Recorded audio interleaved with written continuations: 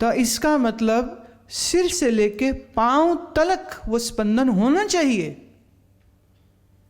पर जैसे तार के सिरे पर उसका अधिक प्रभाव होता है, ऐसे ही आ का विशेष प्रभाव किसी एक स्थान पर अधिक, ऊ का दूसरे में, मां का तीसरे में।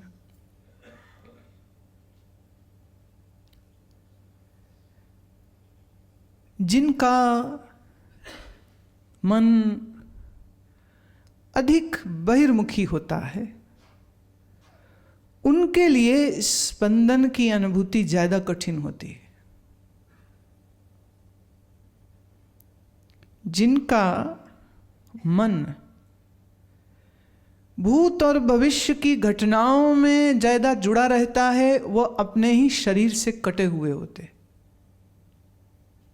जैसे हॉकी का मैच खेल रहा है, खिलाड़ी चोट लग जाती है, खून बह रहा है, पर वो खेल में और जीतने के जुनून में उसे चोट नहीं दिखती, उसे दर्द नहीं दिखती, उसे पीड़ा नहीं होती, खेले चला जा रहा है। दर्द है पर वो उसको इग्नोर कर रहा है। Mind blocks the pain. इसी तरह आपकी चेतना आपके ही शरीर से कटी हुई है। ये नहीं कि है, नहीं है, लेकिन उसके हिस्से में आप यूं कहें जैसे मृत सा है। It is like dead.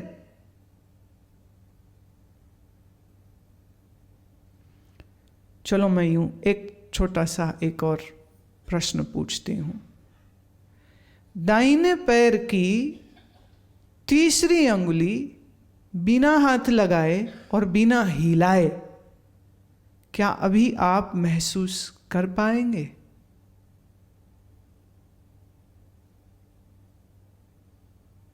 Not moving, not touching the third toe of your right foot.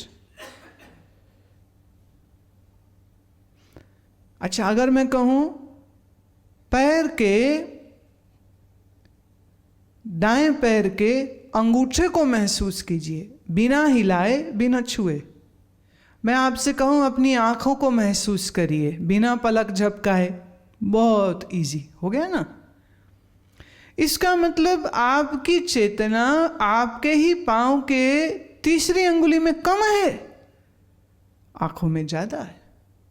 मैं आपको कहूं आपके रिब का the 13th rib, the floating rib जिसे कहते, मुश्किल। मैं आपसे कहूं कि आप अपनी पिंडली को, शिन को अनुभव करिए, बड़ी आसानी से हो जाएगा। मैं आपसे कहूं आप अपने दाहिने कान को महसूस करिए बिना खींचे, बिना हाथ लगाए। अब अगर उसमें बाल छू रहे होंगे तो शायद थोड़ा सा पता लग जाए, पर जिनके बाल कान से दूर हैं, अपने ही कान को। अच्छा, मैं कहूं आप अपने नाक को महसूस करें। जी हाँ, अभी कान और नाक में कितनी दूरी है, पर नाक पकड़ में आ रहा है, कान नहीं आ रहा है। सारा समय नाक के ही तो पीछे पड़े रहते हो। नाक कट गई, नाक कटनी नहीं चाहिए, नाक कट गई, नाक कटनी नहीं चाहिए, नाक की चिंता है। अच्छा, मैं आपसे कहूं अपने माथे पर ध्यान दीजिए, माथे को महसूस करिए। हाँ, मैं आपसे कहूं अपने आईब्रो को महसूस करिए बिना हिलाए।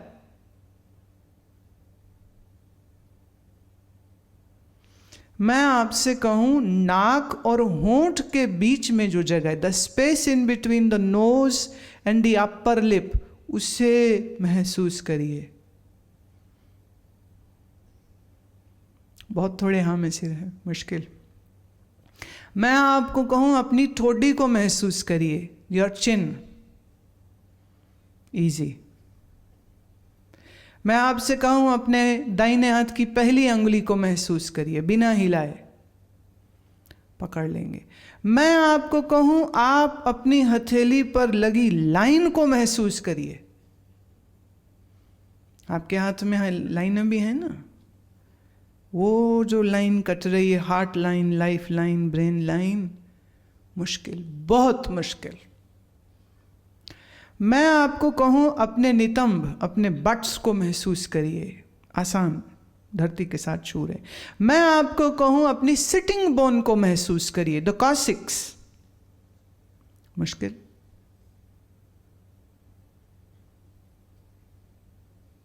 मैं आपको कहूं L1 to L5 lumbar region को महसूस करिए, मुश्किल। आपकी ही पीठ है पर मुश्किल। मैं आपको कहूं cervical C1 to C4 area को प्रिसाइसली पकड़िए, मुश्किल। मैं कहूं गर्दन, तो एक रैंडमली पूरी गर्दन, तो फिर महसूस। अच्छा, अगला हिस्सा जल्दी पकड़ में आएगा, पिछला और मुश्किल हो जाएगा। कहाँ सिर खत्म हो रहा है और गर्दन शुरू हो रही, और कहाँ कंधे शुरू हो रहे हैं और गर्दन खत्म हो रही, और मुश्किल।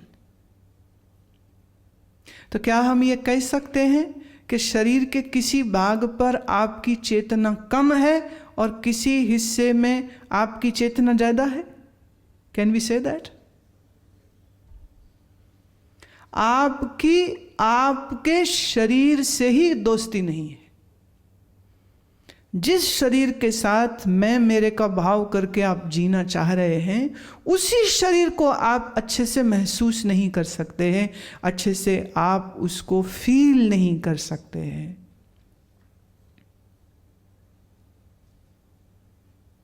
तो हम कह सकते हैं ना कि अभी चेतना का बल्ब बहुत छोटा है। The bulb of your attention is too small. It's very flickery. उसका कारण है क्योंकि आपका मन हमेशा ना आंखों से तुम बाहर तो देखने में बिजी रहते हो, पर आंख को नहीं देखते हो। अभी मुझे देख रहे हो ना, मुझे देखते हुए पर भी तुम अपनी नजर अपनी आंख में रखो।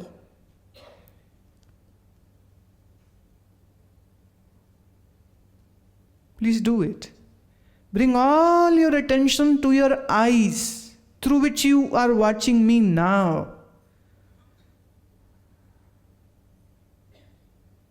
एक अजीब सा खालीपन आया मन में, एक अजीब सी फीलिंग आई कि नहीं? आंखों के जरिए, आंख की विंडो, आंख की खिड़की से देख रहे हो, आंख कभी नहीं देखी है।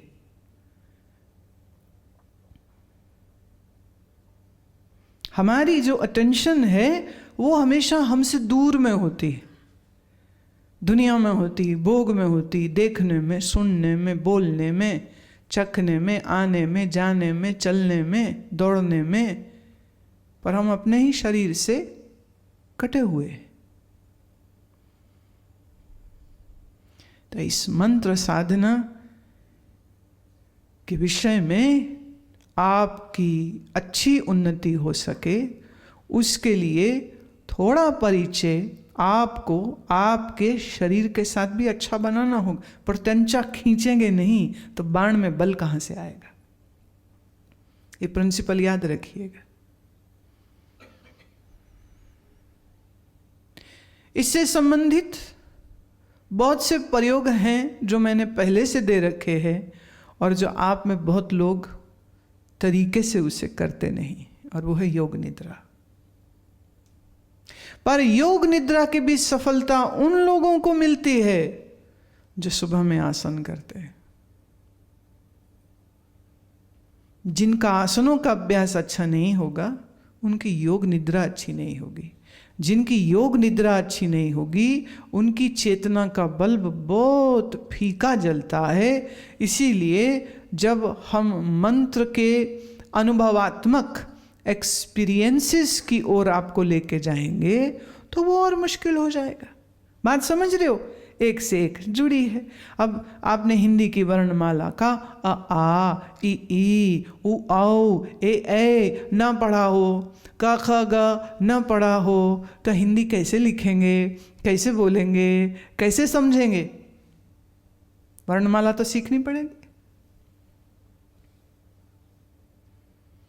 तो शरीर के प्रति अटेंटिव होना, जागृत होना एक बहुत बड़ा साधन है अपनी चेतना को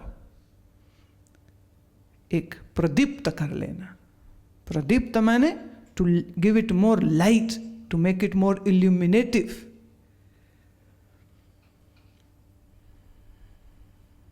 इसी के साथ वाणी को विश्राम देती हूं। कल जो है इसको हम और आगे बढ़ाएंगे, और थोड़ा सा जरा अपने ऊपर काम करिएगा। अभी जब चलेंगे आप जमीन पर, तो चलते समय में पाँव का प्रेशर किस किस अंगुली पर आता है, कितना आता है, थोड़ा उस पर ध्यान दीजिएगा। नंगे पाँव घास में चलें तो धरती का स्पर्श अच्छा आएगा। देखिए हमारे पुराने महात्मा चलते ही नंगे पैर थे, वो खड़ाऊं भी नहीं पहनते थे, वो धरती का स्पर्श लेते थे। क्योंकि धरती का जो गुरुत्वाकर्षण है, जो धरती की अपनी शक्ति है, उस शक्ति के साथ निरंतरता से उनका संबंध जुड़ा रहे, और वो चलने को, अपनी चेतना को विकसित करने का एक साधन बनाते थे। तो आप जब नंगे पांव चलते हैं तो एड़ी का स्पर्श जमीन पर, अंगुली का स्पर्श जमीन पर, आर्च ऑफ द फुट का स्पर्श जमीन पर, और the flat surface of the foot का स्पर्श जमीन पर। आर्च पूरा नहीं छूता है, किसी किसी का जिसका फ्लैट हो ना, आर्च नहीं है जिनके पैर में, उनका पूरा लग जाता है। तो वो निरंतर जब चलते हैं ना साधु, तो धरती के स्पर्श पर, धरती पर पांव रखने और उठाने को भी वह साधना में बदल देते। रख रहे पांव, उठा रहे, चल रहे हैं, पांव रख रहे हैं, पांव उठा रहे, पांव रख रहे हैं, पांव उठा रहे। सिंपल, लेकिन it is not just simple, they have changed. वो उसको बदल देते थे। एड़ी, अंगुली, अंगूठा, सबके उस धरती के स्पर्श को वो पूरी एकाग्रता से महसूस करते। तो जितनी क्लैरिटी से आज आप अपने घुटने को या माथे को आसानी से महसूस कर पाते हैं, साधु उतनी ही स्पष्टता से अपने पाँव के, पीठ के, रीढ़ की हड्डी के, गर्दन के, रीढ़ की हड्डी के कितने मनके हैं, all the vertebrae by vertebrae, वो उसको महसूस कर लेते।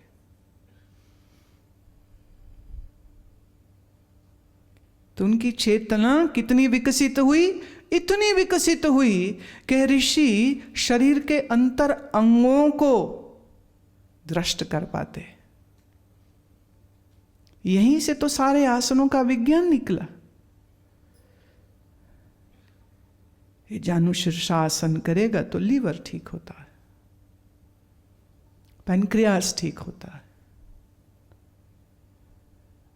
स्पाइनल ट्विस्ट त्रिकोणासन करता है तो पूरी आंतें और रीढ़ की हड्डी का, लंबर एरिया का ये जो ट्विस्ट आ रहा है, इससे जुड़ी हुई सारी नसें, ये नसें जिस जिस ऑर्गन में जा रही हैं, जेनिटल में जा रही, किडनी में जा रही, लीवर में जा रही, पैनक्रियास में, स्प्लीन में, स्टमक में, जहां जहां, क्योंकि रीढ़ की हड्डी से सारा नेटवर्किंग नर्व्स का हो रहा,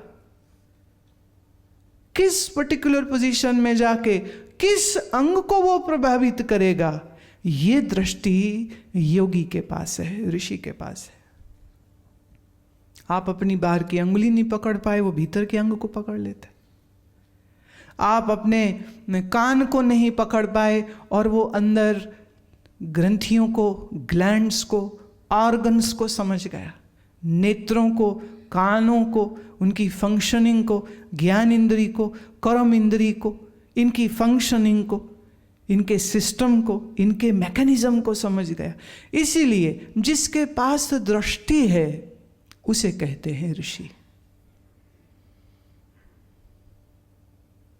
सब जुड़ा हुआ है, शरीर, इंद्रिय, मन, बुद्धि, चित्त, अहंकार और आपकी चेतना और आप सब जुड़े हुए।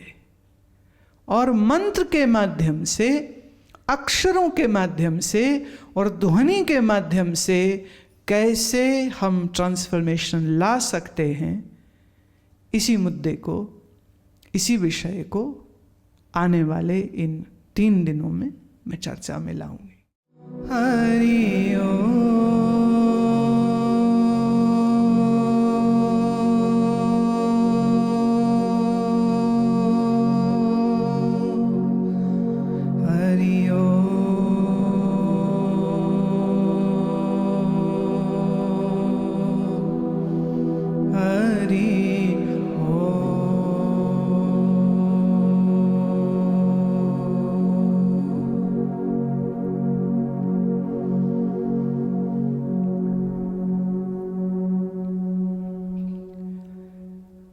कल हमने चर्चा करी अक्षर की, और पूर्व प्रसंग में ये कहा कि अक्षर से अक्षर हुआ है। अक्षर अर्थात प्रणव, अक्षर अर्थात परब्रह्म, अक्षर अर्थात वह अस्तित्व जो इस माया का आधार अधिष्ठान है और जिस पर ये सारी कल्पित माया की रचनाएं चल रही हैं। हम यूँ भी कह सकते हैं अक्षर का अर्थ हुआ शून्य। शून्य अर्थात साउंडलेस। हम ये भी कह सकते हैं कि अक्षर का अर्थ है मौन। हम ये भी कह सकते हैं कि अक्षर का अर्थ है शांत। तो ये जो देवनागरी, माने जिस लिपि में संस्कृत को लिखा जाता है उसे देवनागरी बोलते हैं। तो ये देवनागरी लिपि में जितने अक्षर हैं, हम ये भी कह सकते हैं कि वो मौन से बाहर आए।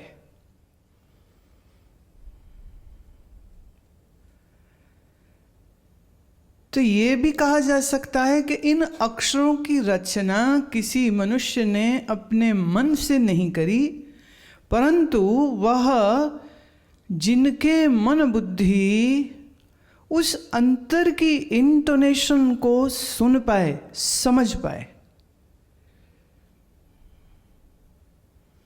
कल मैंने कहा हर अक्षर की एक ध्वनि है। हर अक्षर की एक ध्वनि, बिना ध्वनि के कोई अक्षर नहीं है। अक्षरों के समूह को कहते वर्णमाला। क्या बोलते? वर्णमाला। अब वर्ण शब्द का अर्थ होता है रूप। तो आज हम एक दूसरे पहलू को समझेंगे कि हर अक्षर का एक रंग भी होता है। जैसे हर अक्षर की एक ध्वनि होती है, ऐसे ही हर अक्षर का एक रंग भी होता है। Now let's take it in other वे।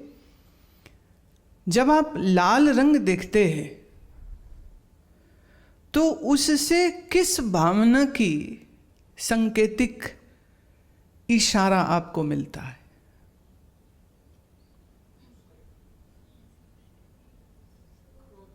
क्रोध का, रुक जाने का, थम जाने का। जब आप सफेद रंग देखते हैं तो वो किसका सूचक होता है? शांति का। जब आप काला रंग देखते हैं तो वो किसका सूचक होगा?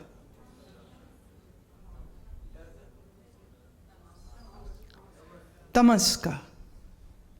तो अब तमस को हम बहुत से शब्द दे सकते हैं, अज्ञान, अविद्या, और हम काले रंग को रहस्य का सूचक भी कह सकते हैं। Anything which is mysterious, it's black, would be black. जब आप गुलाबी रंग देखते तो ये किस बात का सूचक हो सकता? खुशी, प्रसन्नता, आनंद।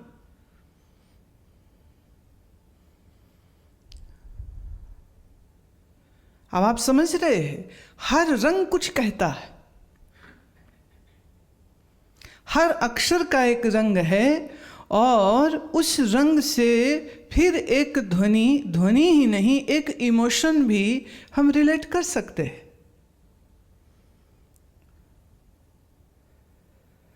तो मूल सारे इन अक्षरों का है मौन, अथवा हम उसे कहे पर ब्रह्म के इस मूल आधार से प्रकृतिजन्य उत्पन्न हुआ नाद, उस नाद से उत्पन्न हुई वो ध्वनि। अब प्रकृति के सात्विक अंश से मन बन रहा है, बुद्धि बन रही है, प्रकृति के रजोगुण से इंद्रियां बन रही हैं, प्रकृति के तमोगुण से आकाश बन रहा है। आकाश माने the space, the empty space. If there is no empty space, the sound can not travel. शब्द के लिए, ध्वनि के लिए आकाश की आवश्यकता। अब आकाश में कौन है? आकाश में कहा वायु, तो वायु की लहर पर सवार होकर शब्द चलता है, और शब्द सुनते हैं हमारे कान। तो कान हुई कर्म इंद्री, जो ज्ञान इंद्री, जिससे श्रवण हुआ, और शब्द आया है वायु पर। अब ये वायु पर जब चलता है ना, करता क्या है वो? ये डस्ट पार्टिकल्स ट्रैवलिंग हो रही है। It is very interesting. मैं इसको बहुत कलिष्ट नहीं करना चाह रही हूं, पर इसका विज्ञान जो पक्ष है, जब उसको हम थोड़ा गहरे से समझने के जो इच्छुक होंगे उनके लिए ये विषय भी मैं ले लूंगी। लेकिन अभी आप इतना समझिए कि वायु के ऊपर सवार होकर शब्द यात्रा करता है, और वायु आकाश में, स्पेस में चलती। तो आकाश के बिना शब्द नहीं, और कान नहीं हो तो शब्द सुनेगा कौन? त्रिगुणात्मक प्रकृति उत्पन्न हुई ना, त्रिगुणात्मक प्रकृति का मैनिफेस्टेशन हुआ। तो उसी मैनिफेस्टेशन में तीन गुण, रज तम सत, सत से हुआ मन, रज से हुए कान, और तम से हुआ आकाश। तीनों एक साथ चल रहे। अब ध्वनि बनाई है किसी ने, तो हम कहेंगे बनाई नहीं, वो थी। नाद बिंदु उपनिषद कहता है कि पुरुष और प्रकृति के संयोग से सर्वप्रथम नाद ही उत्पन्न हुआ। नाद से, कि टंकार से, साउंड से फिर सब कुछ हुआ। बाइबल भी यही बोलती, and from the world happened. First it was a sound, then through the sound the world happened। तो सबसे पहले क्या? बोले नाद था। सबसे पहले क्या? तो उस नाद की ध्वनि को जब श्रवण करके डिकोड किया गया, तो मूलभूत अक्षरों की उत्पत्ति हुई। और ये मूलभूत अक्षर जो हैं, इन अक्षरों का आगे विस्तार जब होता चला गया, तो वहां से सारी देवनागरी लिपि का सृजन हुआ है। अगर हम ये कहें आदि शब्द कौन सा है, अक्षर कौन सा है? आदि अक्षर, आदि मैंने द प्राइमल, द फर्स्ट, तो कहते आ।